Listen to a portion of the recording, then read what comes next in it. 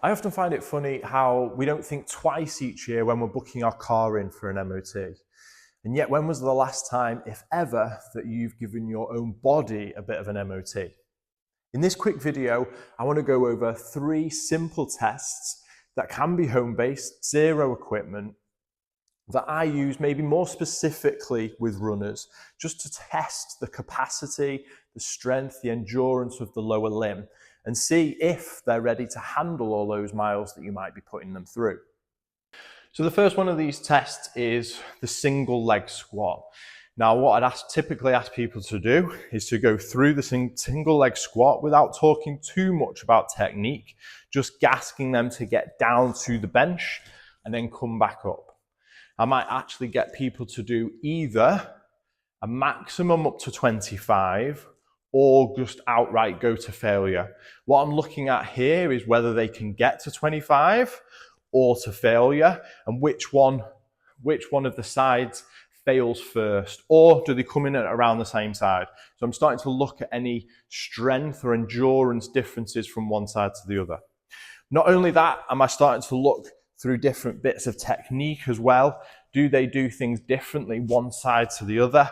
Can their knee go over the toe? Does their knee fall in?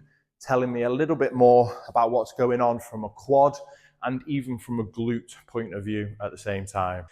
Now, the next one I might get people to do is an isometric lunge hold. So this is now not just going to test the strength, but it's going to test a little bit more of that endurance. I would be looking for people to hold this again for either a maximum of 60 seconds or go into outright failure and testing the failure of each side. So all I'm going to get people to do is to go down into their 90-90 position. So I've got my hips and knees at 90 degrees, and then hold this position. Again, like I say, either for that maximum of 60 seconds, seeing if they can just tick the box, or go outright to failure, which may be shy of 60 seconds for some, and then testing, again, the capacity of one side versus the other. So having assessed and tested and looked into perhaps more the strength and capacity of the quads, hams and glutes, this next test looks more at the calves, which, as you can imagine, is really, really important when we're looking into the running sequence. So just like the other one, similar to the squats, we're going to be looking to do, again, a maximum of 25 calf raises, or alternatively going to outright failure on each leg. Again, like I said, many might not even be able to get to 25 at all. So again, even just to get to 25 might be just a tick box. Brilliant, you've got enough capacity, we would say. But if you want to go and test outright failure, you might go beyond that 25 on each leg and seeing if failure occurs sooner on one side more than the other. So as with all the others, again, this could be set up at home. This might be your bottom stair. You're just setting up so that the ball of your feet is hanging off that bottom stair. I want you to get to that full depth, but then we're going right to full height as well. Single leg. So we're trying to really rise up, and we're going to see if we can get 25 of these done. No real tempo here. We're just trying to get them done nice and smooth. We're not trying to bounce them out either, but we're trying to get to, again, to that maximum of potentially 25. And then again, of course, testing that other side.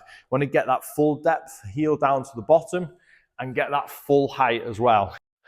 So there's just 3 dead simple exercises that you can do with zero equipment at all, quite frankly, just to see if you've got any imbalances, if you're lacking in any endurance or strength.